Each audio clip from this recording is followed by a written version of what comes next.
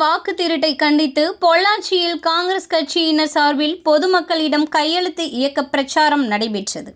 மோடி அரசு தேர்தல் ஆணையம் இணைந்து வாக்கு திருட்டில் ஈடுபடுவதாக கூறி மத்திய அரசு மற்றும் தேர்தல் ஆணையத்தை கண்டித்து காங்கிரஸ் கட்சி சார்பில் பொதுமக்களிடம் கையெழுத்து இயக்கம் நடைபெற்று வருகிறது. இதன் ஒரு பகுதியாக கோவை தெற்கு மாவட்ட காங்கிரஸ் கமிட்டி சார்பில் மாவட்ட தலைவர் சக்திவேல் தலைமையில் பொள்ளாச்சி மத்திய பேருந்து நிலையம் மற்றும் பொதுமக்கள் அதிகமாக கூடும் இடங்களில் காங்கிரஸ் கட்சியினர் மத்திய அரசு தேர்தல் ஆணையம் இணைந்து வாக்குகளை திருடி வருவதாக பிரச்சாரத்தில் ஈடுபட்ட பொதுமக்களிடம் கையெழுத்து பெறும் இயக்கம் நடைபெற்றது. மோடி அரசு போலியான வாக்காளர்களை இணைத்து வாக்குகளை திருடி வருவதாகவும் இதற்கு தேர்தல் கமிஷன் துணை போவதாகவும் கோவை மாவட்டத்தில் ஒரு மாதத்தில் 1 லட்சம் பொதுமக்களிடம் கையெழுத்து பெற்று டெல்லி தேர்தல் கமிஷனுக்கு அனுப்ப உள்ளதாகவும் பொதுமக்கள் ஆர்வத்துடன் கையெழுத்திட்டு வருவதாகவும், எனவே மோடி அரசு உடனடியாக ராஜினாமா செய்ய வேண்டும் என மாவட்ட தலைவர் சக்திவேல் தெரிவித்தார்.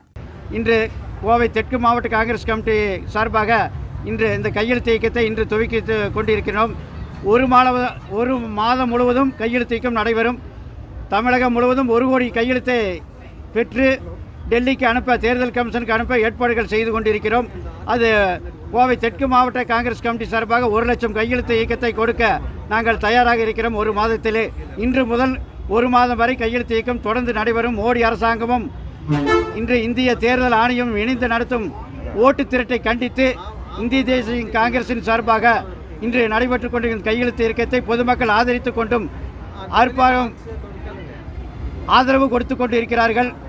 மோடி அரசாங்கம் உடனே ராஜினாமா செய்ய வேண்டும். அதே சமயம் 8க்கு 8 ரூமிலே ஒரு 50 பேர் 20 பேர் என்ற போலி வாக்காளர்களை சேர்த்து கொண்டிருக்கிறார்கள். அது நமது இந்திய திருநாடு எதிர்க்கட்சி தலைவர் அருமை தலைவர் ராகுல் காந்தி அவர்கள் 25 நாட்கள் பீகாரிலே நடைபயணமாக மேற்கொண்டு இந்த ஓட்டு திரட்டை கண்டித்து பீகாரிலே மிகப்பெரிய மக்களுடைய எழுச்சியை ஏற்படுத்தி கொண்டிருக்கிறார்கள். ஆகவே தமிழகத்திலும் அந்த எழுச்சி ஏற்படும் என நம்புகிறேன்.